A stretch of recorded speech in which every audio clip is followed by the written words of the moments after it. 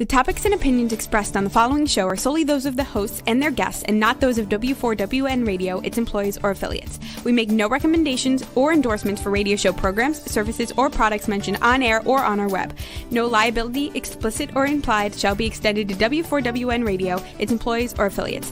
Any questions or comments should be directed to those show hosts. Thank you for choosing W4WN Radio.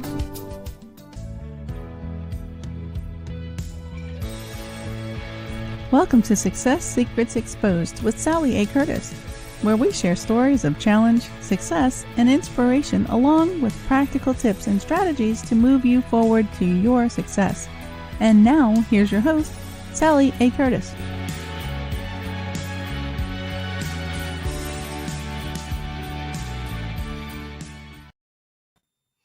Good evening, good morning, and welcome to you all. Thank you for joining us for another episode of Success Secrets Exposed, where today we're going to be talking about healing trauma. And I've got a very, very special guest with me today, Dr. Laurie, who's is currently traveling, is going to be joining us while she's actually traveling. So we'll get to introduce her to you shortly. For those that are new to the show, a little bit of a background on me. I'm a marketing strategist who specifically works with coaches, consultants, and speakers. The area of my specialty is content repurposing, and it is my role to help you amplify your voice, your message, and your impact, which is why I'm very, very excited to be able to share Dr. Laurie with you today. Now, a little bit of background on Dr. Laurie while we're just getting things sorted and getting her online with us today. She's been a journalist for 20 years. She's a 4-time best-selling author who has also been featured on Oprah twice. She's a trauma specialist and has had 30 years experience both helping people through their trauma, running support programs for civilians and first responders. Some of the examples of the things that she has done, she's supported teachers after the Parkland school shootings, and she's run programs for teenagers whose fathers were killed in the September 11 attacks on the World Trade Center. She's also currently working with COVID long haulers. So her own life was actually impacted both by September 11 and Hurricane Sandy. And this has all led her to her most recent book, which is called The 5 Gifts, Discovering Hope, Healing, Strength When Disaster Strikes. And she's going to be sharing some of those teachings with us today on how you can actually get back up after being knocked down, and how you can not only survive after some of these very considerable hard blows, but how you can also eventually thrive. So please help me welcome Dr. Laurie to the show. And we just see where we are at, so that's all right. Now, as I said, Dr. Laurie is traveling at the moment, and we were just getting her on in the audio. So she will be joining us very, very soon. To give you a little bit of a further background, we just got a message. Thank you, Roxy, from our engineers saying they're just still working on it. So I'll give you a little bit more of an insight and some of the questions that I'm actually going to speak to Dr. Laurie about. So clearly she has extensive experience. She is in actual fact a practicing psychotherapist, and she has lots of her own stories to share. So we'll be asking her a little bit about her background and the types of work that she does. She's also going to be sharing with us the emotional first aid and self-care that becomes so very, very important after a disaster. And one of the things that I'm very, very interested to hear is how we can all recognize some of the trauma reactions that people have, and how we can help manage our own reactions to their reactions, but also help them manage their own reactions as well. So I'm also really keen to find out from her what these 5 gifts are, and how we can actually intersperse them into our lives and supporting those people around us, as well as supporting ourselves. And one of the things that I've also read about Dr. Laurie is that she has a pack a go kit. So for those that watch any of the crime scene or TV shows that are about the firefighters or the SWAT teams or any of those sorts of shows that are on TV, which I do. I love those shows. They've always got a go bag where they, run out with their go bag and go off and help the relevant people. So she's got we're going to have a conversation around what is our version of a go kit as well. And whether that's a go kit for the mind or whether that's a go kit that we actually take with us. So I'm curious to find out what that go kit is for us as individuals as well. She also has her own practice specialising in stress, health, obviously trauma, because that's the significant area where she's both done extensive study and has her practice around trauma as well as PSTD. And she also does a lot of work still supporting, obviously, other clinicians to support the audiences and the clients that they look after as well. She's very much a distinguished scholar, as I said, and a practicing psychotherapist. And when it comes to teaching, these are some of the comments that I've read about her, and I love taking notes and discovering the guests that I have on the show. So one of the comments is that Dr. Laurie has immersed herself in the academic study of suffering. In addition to her own depth of stories, which we'll obviously get to hear a little bit about, some of those backstories, she's very prolific in helping people and teaching them to how to get up after being knocked down, and also learning through our own life and personal experience. She also breaks down her information in her books, etc., into very, very easy to understand, very readable content pieces, and makes it very easy and to digest and put into practice.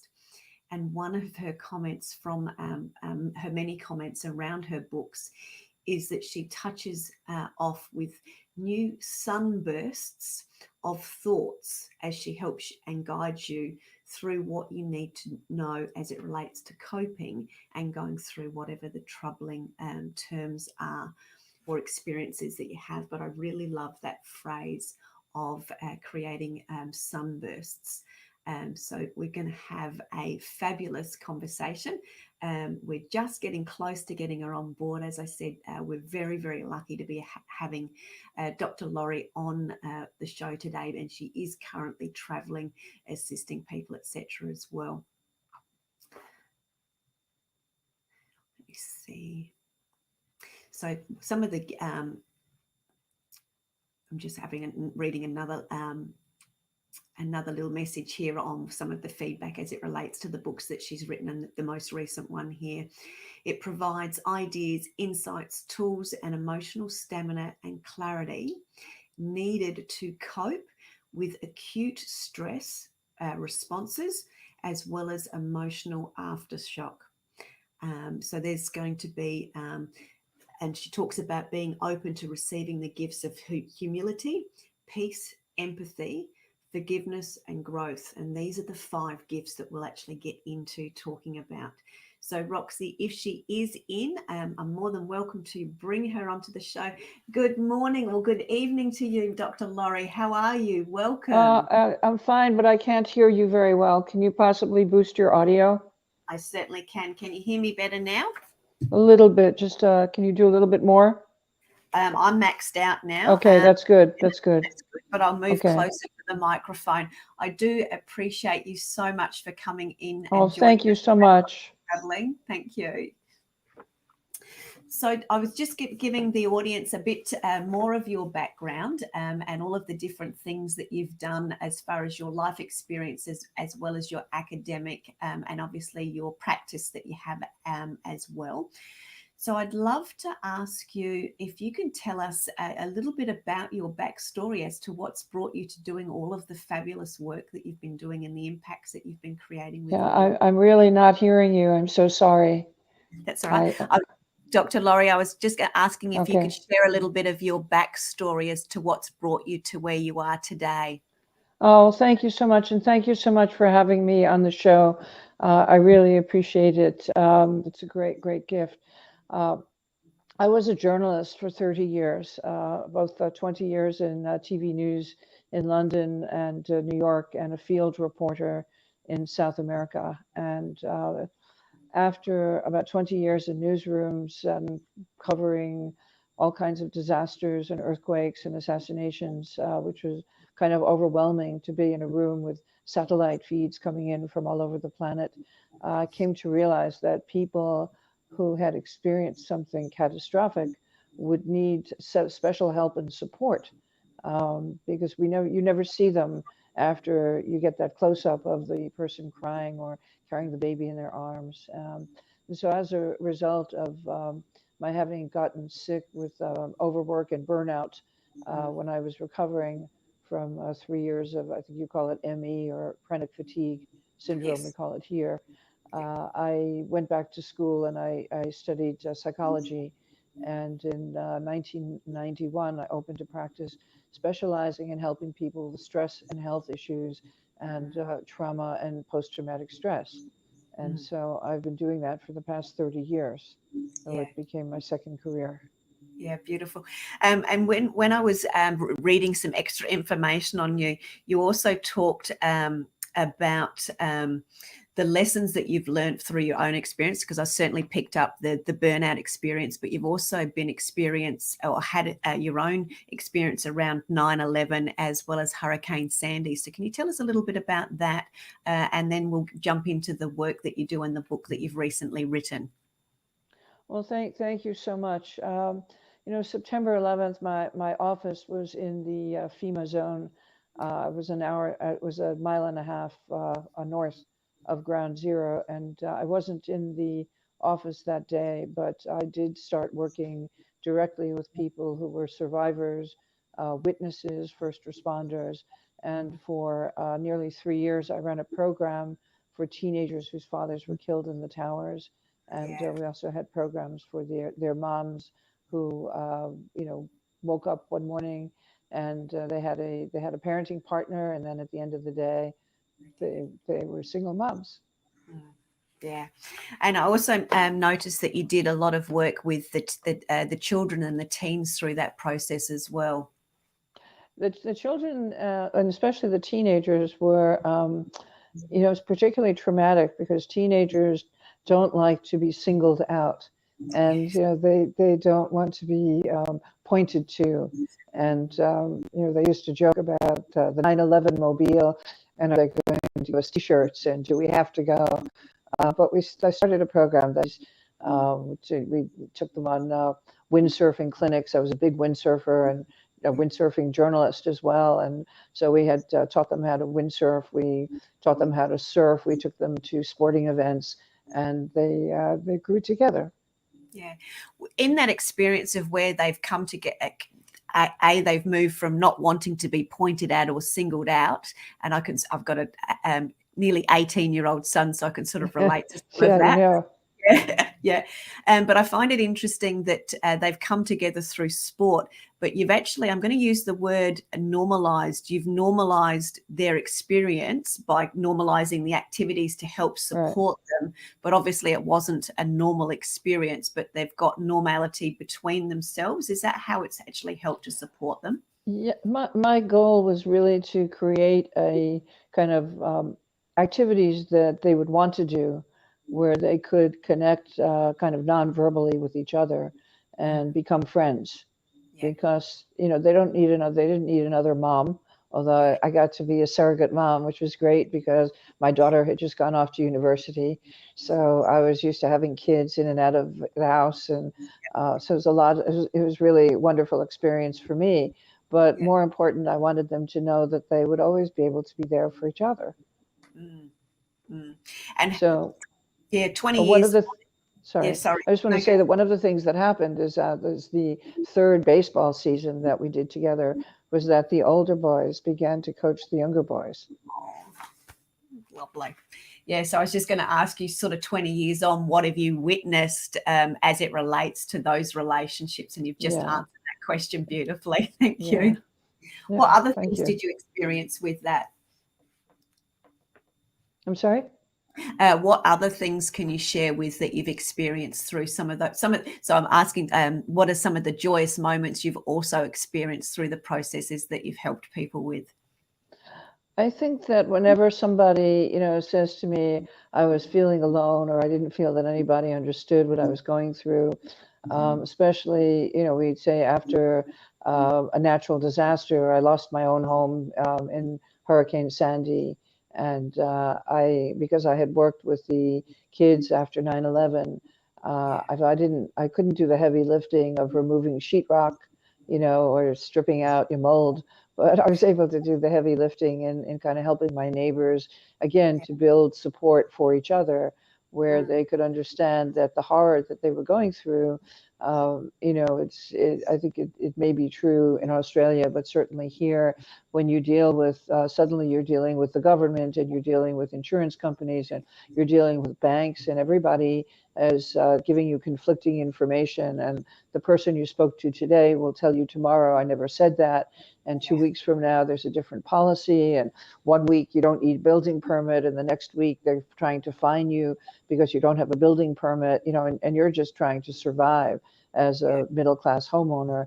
All of these experiences, I was able to kind of offer support, and sometimes information, and sometimes contact, and also a lot of, we call them psychological first aid tools that are techniques that I developed over the years working with the kids and working in private practice that really help to alleviate rapid onset stress responses or anxiety or panic attacks. And so I was able to share those with people so that they wouldn't get re-triggered it's very hard if you're a natural disaster survivor and it's 8 years later or 10 years later, or even now for the first responders I know who were on the scene at September 11th, when they see all those pictures. The firefighters in Miami who I work with, some of them have living with long COVID. And, some of them were working on the pile when the Surfside building collapsed. And now when it's 1 month, it's 2 months later. And now when they see these images of the anniversary of 9/11 and they see the first responders working on the pile, it triggers their own unprocessed, or the traumatic memories that they're trying to put aside and cope with. And so I've developed a toolkit to help people to resolve or to release some of that buildup so that they can carry on, if you will. Yeah, beautiful. And that's one of the elements that we wanted to talk about, is that emotional first aid that you talk about, as well as Right. love the term self-care. So can you explain sort of through what do you do? And I'm going to also say you also talked about the Go Kit.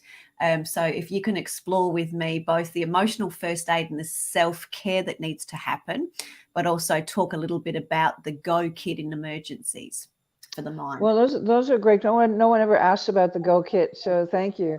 They tell you, the first responders will tell you that if you're living in a fire zone, or you're living in a monsoon zone, that you should have an emergency kit of things that you will take with you if you have to evacuate suddenly. And it's always very practical things like flashlights and enough water, but you also need to include several small items that will give you comfort when you find yourself in a new place, whether it's in a group setting or whether you find yourself living in your car, which many people have to do sometimes for months on end. If you find yourself in a shelter, you find yourself far from home, or even living with friends or relatives, but your house is burned out, or you've escaped with the clothes on your back. And unfortunately, these things happen to millions of people around the world every single day, in many different types of situations. So if you are preparing your Go Kit to include, say, a playlist of music that you find soothing, things that you can bring with you, comfort food that's not too bad for you if possible. But I had all of these military meals ready to eat, these kind of powdered meal packets. And Yeah. then a few years later, I checked my Go Kit and I decided to just chuck them and replace them with peanut M&Ms. As I said, it's not necessarily the healthiest food, but you could always barter them for flashlights and Yes. water. Yeah. And Yeah. for me, that would be, I'd be the most popular girl in the shelter if I Yeah. had, giant bag of or box of peanut M&Ms. So something that you can have with you for comfort. Coloring books, something that is not dependent on electricity or an internet connection for your Mm. kids to keep them busy. So, coloring books or puzzles, Mm. very, very important. Board games if they're small, anything that involves writing. We always recommend keeping some kind of a notebook with you, both Mhm. in terms of writing your own feelings, what you're going through, because it really helps to physically get the feelings out of your body and onto a piece of paper. There's a lot Yeah. of research on that. But it's also equally important to keep a log of every phone number that you dial or tap, and every person who you speak to write down the person's name and phone number. If you can remember the date, that's wonderful. But the most important thing is to recall the person's phone number, or write down the person's phone number and the person's name and a few keywords about what they told you, because within 2 weeks, you will have been bombarded with so many pieces of conflicting information that at least you'll have a trail of who told you what. And you could say, well, 2 weeks ago, I spoke to the bank official or the insurance adjuster. His name was Steve, and he told me X, Y, and Z. And now you're telling me that that's not true, and that I need to do A, B, and C. Mm. You really can't keep track of your own thoughts for the Yeah. first few months after any kind of tragic event. You're so overwhelmed. You're kind of just living moment by moment. It's sometimes hard to breathe. You're trying to do the best you can to kind of keep a roof over your head, or to keep your kids getting up and going to school, or to make sure that you can just kind of survive the Yeah. aftermath. And so writing down who you speak to, Mm. and the phone numbers, so that when you have to go back to them again. It's a lot of what happens after, especially a natural disaster, but also after a terrorist attack like 9/11. There was no cell phone service. No. There was no cell phone service for quite a long time. So if you didn't have a backup landline, you had to really you had to really kind of make do and make notes of every time you went to a Red Cross center, for example, or every time you went to an aid center, write down the name of the person you spoke to. And when the phone service came on again, you might not have had internet service. You can't really count on the internet being there for you. Mm. Sometimes you can't even count on electricity being there for you. So we had no electricity on the Barrier Island for a month after Hurricane Sandy. And Yeah. so you kind of, you go someplace where they have electricity, or you have somebody drive you. If you're, we had two vehicles that were flooded, so we would try to hitch a ride to Yeah. some town where they had not been as badly affected, and where the cell phone service worked. Working. But you have to really think ahead in Yeah. terms of what kind of backup communications can I provide for. Have an emergency radio, have a solar charger, but Mm. most of all, bring a few things that you can have for comfort. A picture that you keep near your bed, a little statue, if you have something like a statue of a dog or a cat or a children's toy, or just something that gives you that sense of ease and Yes. a feeling that you're at home. Yeah. Uh, that's what I mean about a psychological go kit.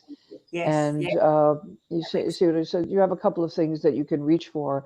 So even if you're sleeping on a cot, or you're sleeping on the floor, and you have your favorite picture, or you have your little statue of your cat or St. Joseph, or something that your spouse gave you, and you can put it next to your bed, and you have something to write on, and you have one or two items of food or herbal tea or something that you enjoy eating or drinking, you'll settle in okay.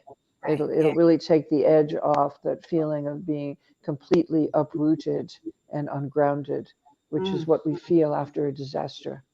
Yeah, So and just listening to or listening and hearing the experience of the toing and froing between different people that are trying to help you out. Not only are you stressed, but you're actually almost having to rethink everything if it right. relates to not having a mobile phone and having to go back to writing down notes and almost keeping evidence to you're almost keeping your thoughts organized, but you're also supporting yourself to not get freaked out by things changing even more constantly when everything's already changed for you in an instant. That's very, very true. I mean, your anchors of safety are literally, it's as though the ground gets ripped out from under you, and the day that you thought you were going to have, it's just suddenly, it's just ripped Gone. away. Yeah. And so the tomorrow you thought you were going to have isn't there either, and you No. really don't know where to put you don't know where to put your feet, Feet. literally, Yeah. psychologically, and sometimes even physically. And for all the information that is out there, nothing ever really prepares you for the sudden loss of life around you, or the loss of everything that you've built, because it's not so much the property, it's not so much the possessions, it's the years of work that you put into building that and earning it and investing it and creating it. Yeah. And that really nothing really prepares you for the shock of the totality of that kind of a loss. And for Yeah. people who lose a parent, or they lose a partner, they lose a spouse, Mm. there are so many swirling feelings. We say that trauma is not a bad hair day. It's not an upsetting argument. Yeah. People say, "Oh, it was so traumatic. I had a." It's not. It means literally loss of life, injury, a death, something that happened suddenly, violently, and unexpectedly. And Yeah. whether you've witnessed it, or whether you're close to somebody who survived it, or whether you yourself escaped, it could be a near miss on the highway. And it can Mm. be watching disturbing images on the screen can Mm. also cause a form of the same kind of post-traumatic reaction, where your body will respond as if you were actually on the scene. And so Mm. nothing really prepares you for the sense of helplessness and horror that you Yeah. live with every day. It feels like you're walking through jello, is the only way I can describe it. It's like the air is like heavy and kind of moist, and you're like looking for a landmark, like, okay, Tuesday was the 10 o'clock meeting, and then I had lunch with my friend, and then afterwards, we would Tuesday is spaghetti night, and then we'd watch something on television. All of that is gone. Yeah. It's just all those little routines and rituals that kind of keep us with a foundation of safety are gone. And so it's Yeah. so important to have these comfort rituals that do Mm. not involve, and it's very easy for me to say this because I'm not in that situation in the moment, but Yeah. to avoid drinking too much alcohol. I mean, it's one thing, to have some wine with a meal, but substances, using substances or medications, or addictive medications, or compulsive behaviors that are basically unhealthy to numb out the pain that you're feeling creates a whole other set of problems down the road. Yeah. So it's really hard. It's very, we don't have impulse control, and we don't have self-discipline when we're just trying to survive breath by breath. So Yeah. we have to be really compassionate with ourselves, literally breath by breath. It's a very hard lesson in life. Yeah, no, and that's resonated with me. That breath by breath, I can sort of, it's that you literally getting up and restarting every time you take a breath. You're sort of Hmm. doing that step by Yeah. step. So something that I'd like to just talk with you about is is the area of recognizing and managing traumatic reactions. Now, I'm asking that because in life, when life is going along fine for us, you sort of get the clues from people, but you don't often really take on board the awareness or the telltale signs until a little bit later down the track. So how can we as individuals in the human race help recognize when people are starting to have those triggers or those reactions? Do you have any advice or suggestions on that?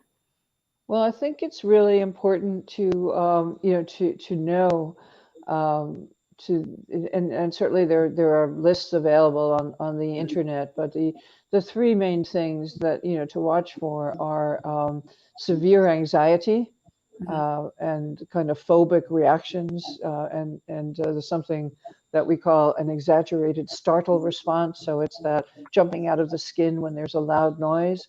So, for example, after the Parkland school shootings, I developed a program for the teachers at Marjorie Stoneman Douglas, so that whenever a fire alarm bell rang or whenever a change of classroom bell rang, they were jumping out of their skin. The children were jumping out of their skin, and it was really important to understand that you're a normal person having normal reactions to an abnormal situation, and that it can take months, and at least several months for that jumpiness to subside. So understanding that jumpiness is normal, that severe anxiety, that we call it hypervigilance, the sense of dread, the belief that that something even more awful is about to happen right around the corner, the tendency for the body to re-experience the moment of sudden knowing, whether you were actually one of the teachers who witnessed the shootings in her own classroom, or whether you were a teacher or an administrator or a custodian who was working on the grounds and had to help lead the children out of the school. Your body may re-experience those moments when you wake up in the morning, or one of the things we always tell people to do is to stop watching TV and stop, turn off your social media and turn off the screens, because the immediacy of the images will remind your body to go back into that state of shock. So we want to try to minimize the triggers. So re-experiencing is a trigger, anxiety is a trigger, and what we call the arousal or the ominous feeling of dread. And the feeling of dread is something that is the result of a continuous flow of stress hormones. That it's like the brain doesn't turn it off until the brain feels that you're out of immediate danger. And so it's a physiological and it's a chemical response, which is why probably the most important thing after finding safety, finding a place that feels safe, or finding someone you feel safe with, you can talk about what you're going through, is to avoid the triggers. Really, really, shut down all media and try to deal with people in person, until you begin to feel more stable in your own body. I would say that's the most important thing. And that's, as you said, that's that giving your body the ability and the practice of being able to turn off those chemicals and those reactions, so you can actually regroup and rebalance again. It's sort of like creating your own set point. Exactly. Exactly. Yes. Wow. And you also talk a lot about the 5 gifts and the values that come out of the long-term healing and discovering through that process. And I've got them written down as hope and strength. So you talk about this in your latest book. So I'd love you to share a little bit more around your book and why you've written it, and who it's going to help, please. Yeah. Well, thank you so much for asking. I actually started writing the 5 gifts before the hurricane, and it was going to be called All of Nature Speaks, and it was based on meetings that I'd had with indigenous healers in South America in the 1990s. So I was very fortunate to have studied with a number of healers. And they all would say that, we are disconnected. We in the industrialized world are disconnected from nature, but that, we have to learn to listen, or nature is going to get louder and louder and angrier and angrier. And of course, you've seen that yourself, with the tragic fires. And, we're seeing it here with the wildfire. There's no longer a wildfire season. And we have, continual weather events, climate change events here on the East Coast of the United States. And so it was, all of nature speaks, and it was going to be, kind of a spiritual, book about indigenous wisdom. And then nature spoke very loudly and brought 4 feet of seawater into my little beach cottage. And then life became just completely upside down. And after several months of working with people in the community and fighting my way through bureaucracy every day, 5 hours on the phone, being lied to, being told I never said that, being told, you didn't speak to me, you have to speak to somebody else, receiving threatening faxes. I mean, it's a red tape horror show. And a lot of money was involved. And we're talking about, the money to rebuild a home is a lot of money. And so you're fighting for your financial survival. And one day I asked myself, if somebody came to see me in my office and they were going through what I was going through, what would I tell them? And I realized it's very hard to live your own advice. But what I would tell them is, please turn off all your phones, the faxes, the internet for 48 hours, and just focus on taking care of yourself, rest, get a massage, read, hydrate, take baths, take walks by the ocean, whatever you want to do. But just basically let yourself kind of come down from the massive stress of arguing with people and fighting with people for every dollar. I mean, it was constant aggravation. And I'm not somebody who thrives on conflict. I mean, some people love it, and they can go to bat, and they find it entertaining, to argue. I'm not one of those people, so I was having a very hard time. And after a couple of days, I sat down to just meditate and to get my mind calm. And I was asking internally, is this what I'm going to have to live with for the rest of my life? Is this really going to be what I have to live with? Is this life as it's going to be from now on? And I heard an inner voice whisper to me 5 words, which were humility, patience, empathy, forgiveness, and growth. And then I heard these are 5 gifts that will help you to get through any disaster, will help you recover. And please write them down and share them with the people in your community and the people you work with. And that evolved into from the first book. And I do have a chapter in the book called All of Nature Speaks. But I realized that, we're also talking about, they're called intentional disasters, acts of terrorism, acts of, random mass murders like the Parkland school shooting, which of course hadn't happened at the time that I started working on the book. It happened in 2018. Actually, just as the book was coming out, or the pandemic. I mean, I've had many people who are living with long COVID, which is the kind of second phase of COVID that attacks the nervous system and causes perpetual brain fog and nerve pain and balance issues and internal tremors and strange changes in heartbeat whenever you stand up. I mean, it's very complicated neurological diseases. Actually, the government calls it a constellation of symptoms that you didn't have before you got COVID.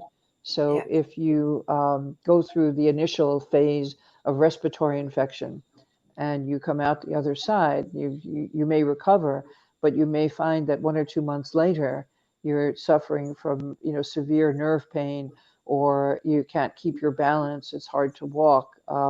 You have incredible fatigue. You have you can't concentrate. You have no memory, and these are all neurological symptoms that are part of what we call long COVID or PASC, the official term in the States is PASC2, which is post-acute sequelae. In other words, it's after the acute phase.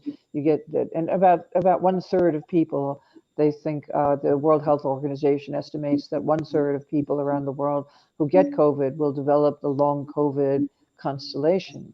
And so I have 2 support groups online for people who have long COVID, and one is open to anybody, and that's the link is up on my website. They're both free, and there's a Pulmonary Wellness Foundation, pulmonarywellness.org, and then there's one for firefighters, which is open to any and all firefighters anywhere who are living with COVID or living with long COVID. And so we do talk about the 5 gifts because many of the people in both groups have said that when they're reading the book, they feel that I must have written it for them in mind, because it's a long-term process of recovering from something like COVID or any disaster. It does take a few years before you recover, so that it doesn't completely take over your mind and your heart as soon as you wake up. Yeah. That's so that term that I've written down because I didn't know what it was. You talked about COVID long haulers. That's the scenario you've just talked about. Then I'm going to ask you another question that I had found when I was reading up on you, and that was as it relates to those online courses that you're doing. You talked, you make mention to the 3 elephants. Yes. Meet your 3 elephants. Can you tell us a little bit about that? Well, I think anybody who's had an illness or an injury that doesn't heal quickly, and it took several months, you're not getting better. You meet 3 elephants, and the first one is the loss of control. Your body isn't doing what it's supposed to do. Sometimes you can't walk, or you might be able to get up and make it to the bathroom or the kitchen, but a lot of times you can't. So you have the loss of physical control. And the second elephant is the loss of safety. And that's when you feel literally unsafe in your own skin, and you feel vulnerable, and you develop that kind of post-traumatic hypervigilance where you're wondering, what if I fall? Or what if I never get better? Or what if I leave the house and I can't make it to the corner? And when I was recovering from chronic fatigue, I remember there was we have a tendency as active people to want to make up for the time. We think the time that we were bedridden is lost time. Yeah. So when you get a burst of energy, you want to make up for the lost time, and you tend to overpush yourself, and then you end up with a relapse. So there was one day I said, okay, I'm going to go to the supermarket today. And it was like going on a Himalayan expedition. I mean, it was literally going around the corner. And I was so proud of myself. I got to the store and I had my list and I got everything on the list. And then when I got to the queue for the cashier, I just fell apart and I had to rush home because I was about to faint. And so that would be, the loss of safety, the second elephant. It's like, what if I can't, what if something else happens, or what if I can't do this anymore? So you start to feel very vulnerable, and you start to avoid situations where you might possibly relapse again. And the third elephant is the loss of identity, where we ask ourselves, who am I if I can't work? Who am I if I can't run anymore? Who am I if I cannot play tennis? Or who am I if I can't be an active parent? Who am I if I can't do the things that give me a sense of joy and competence? And that's the more complicated elephant, because that really takes some exploration to resolve, because we never go back. We think we talk about going back to normal. Normal is a facade of reality anyway. There really is no normal. We talk about the new normal. It's really a new baseline in which we're incorporating or integrating the things that we've learned from having had this tragedy happen to us, without feeling that we're a failure in some way.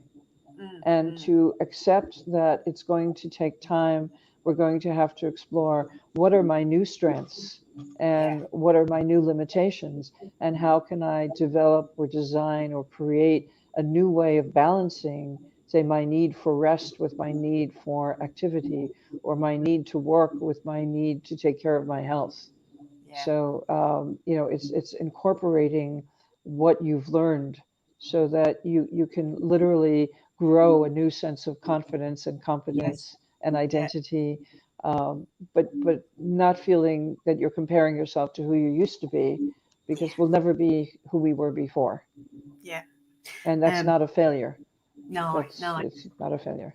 Yeah, I've just there's been a couple of comments come in. Peter, one of our regular listeners and a dear friend, said that he's met all three of those elephants. Oh, And I must say, I have as well. When you were talking about the chronic fatigue and being in the shopping line, and that need and want to push through because you've missed you've missed out on that time. I've had chronic fatigue, not as for as long as yourself, but I do remember doing that, having it, and then being well enough and trying to do too much that you, in my words, you crash and burn again right, that's afterwards. right. You've got to, pick yourself up again, and then you do go into that what I'll call panic mode, going, oh my God, am I not going to be able to do this? Why am I bothering? What's this going to, how am I going to look after the other people? And then you go into that sort of downward spiral that can be quite depressive.